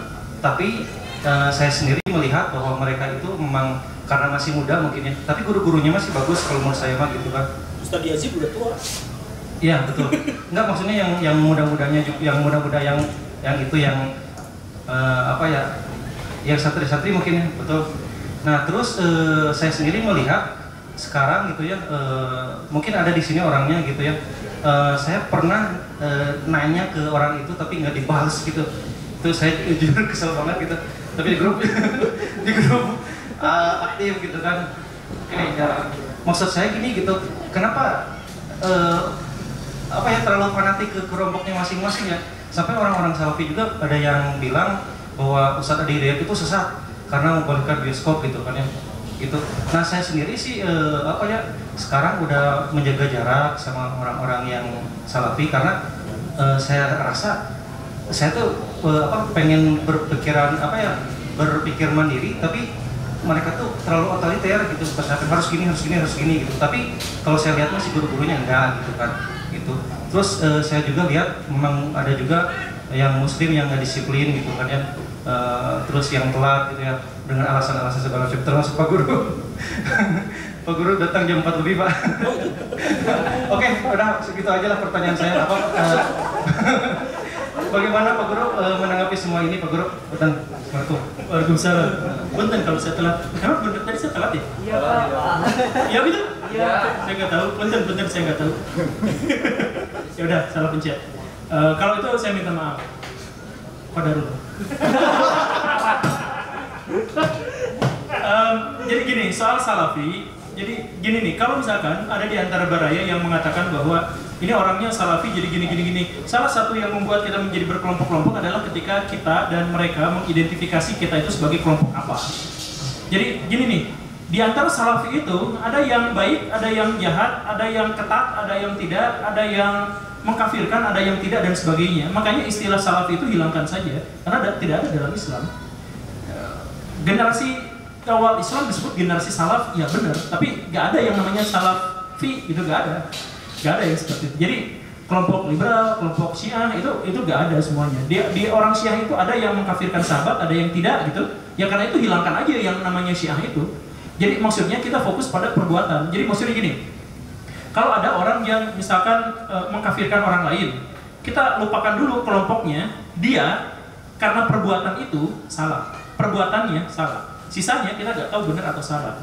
Misalkan jadi Ustadz Yazid melarang pakai masker. Ya dalam hal itu pendapatnya salah, tapi bukan berarti Ustadz Yazid salah gara-gara dia Salafi. Gitu. Jadi nggak usah kita bikin kelompok-kelompok yang seperti itu dan kemudian menciptakan itu. Gitu. Jadi maksudnya kayak gini lah. Satu-satunya agama yang punya dalil terkait dengan pandemi itu Islam. Dalam Islam itu ada aturan soal pandemi. Misalkan kalau ada pandemi, orang yang ada dalam satu kota yang kena terjangkit pandemi jangan pernah keluar, dan orang yang ada di luar jangan pernah masuk. Artinya di situ sistem karantina itu sebenarnya sudah ada. Jadi atau ada kalanya misalkan ada kata dalam hadis atsar sebenarnya. Ada kalanya di mana sholat itu tidak boleh berjamaah kalau misalkan dalam masa pandemi. Begitu. Jadi Islam itu justru adalah satu-satunya ajaran di mana agama yang saya bilang tadi itu tidak bisa disekulerkan karena masalah urusan duniawi juga sebenarnya ada. Termasuk juga urusan pandemi itu ada dalilnya. Jadi mungkin Ustadz Yazid belum baca dalilnya. Tapi sebenarnya ada. Jadi boro-boro pakai masker ke masjid sebaiknya jangan, itu nggak apa-apa. Kita nggak sholat ke masjid gara-gara hujan boleh kalau masjidnya nggak ada atapnya. Ya kan di Madinah itu dulu masjid nggak ada atapnya, jadi kalau misalkan sholat berjamaah digagalin, nggak usah berjamaah. Jadi bahkan ada adanya itu setelah azannya itu diganti, sholatnya di rumah masing-masing aja gitu, tapi pakai langgam adan. sholatnya di rumah masing-masing aja gitu. Kayak gitu, itu ada sebenarnya yang seperti itu. Jadi terkait dengan hal ini ya mungkin Ustadz Yazidnya salah, tapi jangan kita libatkan itu. Saya tuh benar-benar sakit, saya ngerasain sakitnya luar biasa kalau pas saya disebut liberal gitu. Masih disebut Syiah gitu. Ya kan itu gak ada dalam Islam, gak ada yang seumur hidup saya baca gak ada yang namanya Syiah dalam Quran Sunnah itu gak ada. Kita bikin sendiri, kita bikin kelompok yang namanya Ahlus Sunnah wal Jamaah, kita bikin kelompok yang namanya Syiah, kita bikin kelompok namanya Mu'tazilah, lalu menganggap kelompok yang lain sesat. Itu bikinan kita sendiri, kemudian kita sesatkan kelompok yang lain. Gak usah ikut-ikutan, abaikan aja. Kalau misalkan mau ikut pengajiannya, ya ikutin aja pengajiannya, nggak apa-apa. Sampai sekarang saya ngikutin pengajian misalkan Pak Quraisy Shihab, Gus Baha, ya dari yang Ustadz Adi Hidayat, Pak Abdul Somad, dan Ustadz Basalamah dan sebagainya. Banyak di antara mereka yang saya tidak setuju, tapi kan setuju tidak setujunya itu adalah saringannya di saya. Ketika Ustadz Basalamah misalkan mengatakan bahwa Pinocchio itu haram, atau misalkan apa Doraemon itu gak boleh, atau apa itu Mickey Mouse itu gak boleh gitu misalkan, saya menentangnya. Tapi bukan berarti saya tidak menghormatinya, ya biasa aja, kan ada banyak ilmu lain. Ketika misalkan Pak Quraisy Shihab mengatakan begini dan begitu gitu, misalkan apa ya yang sangat kontroversial dari beliau, pokoknya kayak gitu ya, saya tidak setuju dengan pendapatnya pada bagian itu saja. Bagian yang lain ya jangan, ini Quraisy Shihab liberal, jadi sehingga seluruh ilmunya tidak bisa kita ambil, kan kacau. Jadi ikutin aja, no smoking sih. Yang paling penting mah kita punya filter pendapat masing-masing, nggak apa-apa. Setiap sahabat juga beda-beda, tapi akur-akur aja, biasa-biasa aja. Mereka pas rapat itu pernah gebrak-gebrakan, pernah gelut, itu sampai gebuk-gebukan pernah para sahabat itu. Siapa ya? Umar dengan Amr bin As pernah dicekek gitu. Tapi udah itu ya beres, ya biasa lagi. Di rapat perdebatan gitu ya biasa-biasa. Tapi kan mereka tidak akhirnya kayak gimana gitu, ya biasa aja. Gak akhirnya kita melepaskan jamaah gitu, atau melepaskan silaturahim dari mereka gitu. Jadi ada di antara kami yang kalau misalkan suatu hari beda pendapat dengan saya di channel YouTube, ya nggak apa-apa. Kalau misalkan Baraya setuju sepenuhnya, ya Baraya bukan orang. Kalau Baraya nggak setuju sepenuhnya juga Baraya bukan orang. Manusia itu otaknya beda kok, masa harus sama gitu. Begitu Kang. Itu tuh menjawab kan? Sebenarnya sih Pak, jujur saya juga gimana ya? Saya sendiri itu apa ya? Sering diskusi lah. Bagi saya mah agama Islam tuh agama yang masuk akal gitu ya, agama yang fitrah, agama yang benar-benar sejalan dengan ilmu pengetahuan gitu.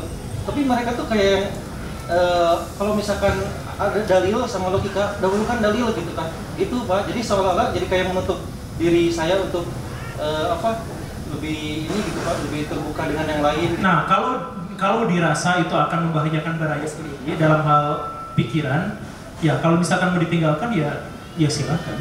Ya, tapi jangan lepas silaturahmi juga gitu. Ini dari tadi Akang pengen ngacung. Kasihan. Tes.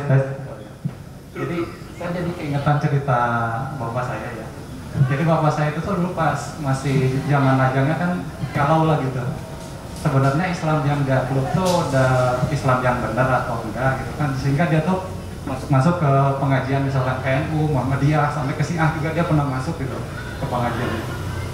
Nah, di pertengahan ceritanya akhirnya bapak saya juga ketemu tuh sama orang-orang yang sama dengan pemikiran bapak saya gitu, sama-sama galau apakah Islamnya tuh udah benar atau belum, sehingga mereka tuh membentuk suatu pengajian sendiri gitu dan mengambil kesimpulan bahwa kita tuh nggak usah bikin kelompok gitu, nggak usah bikin suatu gitu ya, yang penting kita ngaji aja sesuai Quran dan hadis gitu kan. Akhirnya kan pengajiannya ada terus jadi tambah besar pengajian itu sampai banyak itulah jamaahnya kan. Nah seperti itu, sehingga bapak saya juga nyuruh saya untuk ikut kelompok pengajian itu gitu kan. Terus tapi kemarin setahun yang lalu gitu ya, ketika bulan puasa tahun lalu kalau nggak salah, jadi kan kelompok pengajian itu karena udah terlalu banyak sekarang, di kampung saya ada, di kecamatan lain ada gitu kan. Nah si ketuanya itu bilang, ketua yang sekarang itu bilang kalau seluruh anggota seluruh jamaah pengajian itu harus nonton live streamingnya dia gitu pas sebelum taraweh gitu. Nah kampung saya itu pas cuman nonton 2 kali gitu karena diprotes oleh warga yang lain gitu. Masa katanya oleh warga yang lain itu masa di masjid nonton YouTube katanya waktu itu tuh. Nah akhirnya si ketua jamaah itu tuh marah gitu kan, katanya kampung saya mah nggak berjamaah katanya. Nah balik lagi kan sebelumnya itu kan bapak saya dan teman-temannya itu mendirikan kelompok itu tuh untuk agar kita tidak mengkotak-kotakkan tangan kita gitu kan. Tapi pas ya generasi bapak saya mulai berguguran satu-satu gitu kan, sehingga diganti oleh kepemimpinannya diganti oleh orang lain. Kenapa jadi mengkelompokkan lagi gitu? Iya. Bagaimana kita tuh gimana gitu biar tidak terjebak dalam siklus itu gitu? Itu ya langsung aja jawab ya, karena ini relevan. Saya sering banget menemukan dalam sejarah kasus yang sama di dunia Islam seperti itu. Salah satu yang paling terkenal atau yang paling membekas di saya itu adalah perjuangan Syekh Hasan Al-Banna. Jadi Hasan Al-Banna itu dulu berjuang, dia itu adalah kelanjutan dari gurunya. Gurunya itu adalah Muhammad Rashid Ridho, guru pergerakannya ya. Kalau guru yang lain-lain banyak, guru fikihnya ada, guru tasawufnya ada dan sebagainya. Tapi dia itu adalah risalahnya dari Rashid Ridho. Rashid Ridho itu dari Muhammad Abduh. Abduh itu dari Jalaluddin Al-Afghani. Jalaluddin Al-Afghani itu orang Syiah. Taqiyah ngaku jadi Sunni untuk mempersatukan Sunni dan Syiah. Muridnya Muhammad Abduh, salah satu tokoh terbesar di Al-Azhar. Liberalnya luar biasa, lebih-lebih daripada Mu'tazilah. Rashid Ridho itu salafi banget, ketat banget. Muridnya lagi Hasan Al-Banna. Jadi Hasan Al-Banna itu adalah campuran dari orang Syiah, orang liberal, dan orang salafi. Bersatu dalam satu. Dan kemudian Al-Banna itu punya gagasan namanya mendirikan sebuah gerakan Ikhwanul Muslimin atau Al-Ikhwan Al-Muslimun. Gerakan Ikhwanul Muslimin itu adalah persaudaraan seluruh kaum muslimin. Maksudnya seluruh yang punya muslim bersatu aja. Beda-beda nggak apa-apa. Makanya dia punya slogan tidak ada Sunni, tidak ada Syiah, tidak ada Sufi, tidak ada liberal, tidak ada ini itu. Yang ada adalah Islam. Dia katakan seperti itu. Ketika dia meninggal, gerakan Ikhwanul Muslimin jadi satu mazhab tertentu. Ketika Ikhwanul Muslimin menginspirasi gerakan di Indonesia, Jamaah Tarbiyah yang kemudian wujud jadi PKS jadi mazhab tertentu. Ini jadi memang ada dorongan orang-orang Islam untuk akhirnya mengelompok lagi. Makanya sudah diingatkan sama Nabi, nanti di akhir zaman itu ada sebuah zaman di mana kalian tidak boleh masuk pada kelompok apapun, nggak boleh, karena umat Muslim pasti akan kesana lagi. Ada pembaharu berusaha untuk membawa pada Islam yang simpel dipecah lagi, masuk kelompok lagi dan sebagainya. Dan bahkan ada orang yang mengatakan orang yang ada di luar kelompok atau yang memutuskan di luar kelompok berarti bikin kelompok sendiri gitu ya. Ada itu cacat logika itu muncul dari mana gitu, saya tuh bingung gitu. Jadi kalau ada orang yang memutuskan di luar rumah maka orang itu sama dengan bikin rumah gitu, kan nggak nyambung gitu. Tapi logika itu umum gitu. Ya mungkin gara-gara nggak belajar dialektika gitu, nggak belajar silogisme gitu, jadi cacat logika. Tapi ya banyak juga yang jadi seperti itu. Kalau misalkan Baraya masuk ke dalam kategori dan sampai akhir zaman, sampai mati Baraya tetap ada di luar, dia nggak ikutan kelompok-kelompok, mungkin itu salah satu fasilitas Baraya masuk ke dalam al-jamaah yang dimaksud itu, yaitu berislam nggak usah ikut-ikutan kelompok. Kalaupun misalkan ikut-ikutan kelompok hanya untuk sebagai organisasi, dia hanya untuk biar kita bisa kumpul, biar kita bisa menguatkan silaturahim dan sebagainya. Tapi kalau misalkan sampai asobiyah itu adalah penghancur umat sebelum kalian, kata Nabi. penghancur umat sebelum kalian, asobia. Jadi kalau Muslim gitu, hancur. Sekarang peradaban Islam hancur kan? Ya gara-gara itu udah diceritain sama Nabi tapi mata tayu masih ngikutin ya. Bahkan udah terbukti secara empiris ya ngikutin aja terus. Tapi ya nggak apa-apa lah. Karena itulah kita berkumpul kan, bikin kelompok baru. Namanya apa Pak? Namanya? Nama kelompoknya apa? Enggak lah, makanya di postingan, di video saya sering ngomong jangan sepenuhnya percaya pendapat saya, tetap skeptis, tetap ikut yang lain. Jadi maksudnya ya kita pelihara agar, jadi kalau misalkan ada di antara Baraya tadi mengkritik saya gara-gara telat, berapa menit tadi telatnya? 5 menit? 5 menit, ya saya akui saja, saya terima, berarti dan Baraya juga berani mengkritik. Dan ketika saya tadi mengkritik salah seorang di antara Baraya di sini, saya tidak sebutkan namanya, ya beranikan aja seperti itu, biar kita tuh gak sama-sama mendem gitu. Jadi kalau punya masalah, punya ini ya sebutkan aja langsung gitu. Kalaupun gak disebutkan namanya ya lebih baik gitu kan. Tapi kalau misalkan perbuatannya kritik ya sama-sama aja jadi masalah. Jadi saya ucapkan terima kasih tadi pada orang yang bilang saya tadi datang terlambat 5 menit. Gitu. Nah itu yang harus dikasih bonus, saya pikir bukan yang bertanya tapi yang berani mengkritik. Oke, durasinya seharusnya sudah habis. Apa? Ya boleh lah. Langsung diberi mic gitu coba.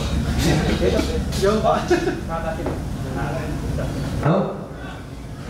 Pak mau tanya soal ini ya Pak, orientasi dari keagamaan itu sendiri ya, terutama agama Islam yang mungkin risalahnya dibawa sejak para nabi terdahulu gitu ya. Nah kalau saya kan selama ini diajari di keluarga atau di pengajian sejak kecil gitu kan, ya kita harus berbuat baik gitu kan, terus harus beribadah kan gitu ya, terus tambahan lagi seiring dewasa kita juga harus jadi orang yang bermanfaat sesuai dengan bidang kita masing-masing kan gitu ya. Nah disitulah mungkin nanti amal kita, pahala kita gitu ya, kita kumpulkan untuk keselamatan kita di akhirat. Cuma saya melihat fenomena ada dari beberapa mungkin kawan-kawan kita di luar sana gitu ya, yang mungkin ya seperti Pak Guru bilang mungkin salah satu kelompok-kelompok tertentu gitu yang justru punya anggapan kalau kita dikatakan udah berislam secara kafah gitu ya, secara menyeluruh ketika kita sudah mencapai satu titik satu orientasi kekuasaan politik gitu, kekuasaan politik tertentu ya, misalkan akhirnya kan ada organisasi-organisasi pergerakan itu yang memang ingin mendapatkan kekuasaan gitu ya, entah tingkat nasional ataukah mungkin tingkat multinasional gitu. Nah jadi seperti itu. Jadi kita ini kan katanya kondisinya masih belum Islam gitu, masih kafir kan gitu. Nah kalau seandainya tidak ikut dalam pergerakan-pergerakan semacam itu gitu yang menyukseskan dalam kegiatan-kegiatan politik tertentu gitu ya, atau apalah istilahnya gitu ya, supaya sistem di negara ini diatur oleh Islam katanya kan gitu. Jadi kita ini selama ini belum Islam gitu, atau ya kalaupun Islam nggak kafah gitu. Nah berarti memang seharusnya gimana itu terkait dengan orientasi itu? Orang-orang yang harusnya orang yang kayak gitu ajak ke sini gitu. Nanti mah kita debat gitu ya di dia bawa narasumber gitu. tapi gini nih Baraya, orang yang seperti itu muncul dari kelompok-kelompok sekuler. Jadi kelompok sekuler itu adalah kelompok yang menganggap demokrasi bukan Islam. Kan saya katakan yang tadi itu ya, jangankan demokrasi, Baraya naik mobil ke sini pun itu adalah bagian dari syariat Islam. Sumpah demi Allah. Kalau Baraya naik mobil sesuai peraturan lalu lintas, itu sesuai syariat Islam. Karena Nabi juga naik kuda sesuai dengan aturan lalu lintas yang berlaku pada waktu itu. Gitu kan? Jadi sebenarnya Baraya bikin kursi di sini itu syariat Islam. Karena apa? Karena Baraya memberikan kemudahan kepada orang lain untuk cengeng-kreng dan ngopi dan ngudut dan diskusi dan sebagainya. Itu adalah bagian dari Islam. Jadi ketika ada orang yang mengatakan kalau di luar kelompok kami itu berarti tidak kafah, mereka itu menganggap bahwa demokrasi berarti bukan Islam, matematika berarti bukan Islam, nongkrong berarti bukan Islam dan sebagainya. Nabi pernah nongkrong? Nggak pernah. jangankan sekedar nongkrong, Nabi pernah nongkrong 2 jam sampai sholat isya berjamaah telat 2 jam. Para sahabatnya nungguan begitu tau. Nabi kan nongkrong dengan seorang sahabat yang tidak disebutkan namanya di depan masjid, di depan pintu, ngobrol panjang. Ngobrol. Sholat isyanya sampai terlambat. Yang para ulama fikih kemudian menyebut bahwa sholat isya memang boleh terlambat. Jadi misalkan kata mazhab Maliki itu sholat itu ada sholat maghfirah, ada sholat yang utama. Sholat utama itu sholat tepat pada waktunya. Sholat maghfirah itu adalah sholat yang telat. Maghfirah itu maksudnya ampunan kan. Jadi kalau barangnya sholatnya telat, itu gak disebut sebagai lalai oleh Imam Malik, disebut sebagai sholat maghfirah, sholat ampunan. Karena baraya berdosa ketika telat sholat, tapi pas waktu sholat itu baraya langsung diampuni dosanya. Makanya disebut sholat maghfirah. Kecuali sholat isya. Kalau sholat isya boleh sampai malumin gitu kan. Ada pendapat yang seperti itu. Tapi kuncinya adalah bahwa Nabi Muhammad itu pernah nongkrong, pernah ngobrol-ngobrol gitu, santuy-santuy sama orang. Jadi itu pun adalah bagian dari syariat Islam. Jadi, tapi ada orang yang mengatakan bahwa kalau bentuk bangunannya enggak kubah gitu, berarti bukan Islam gitu. Jadi peradaban Islam itu kalau khilafah itu bukan bagian dari Islam.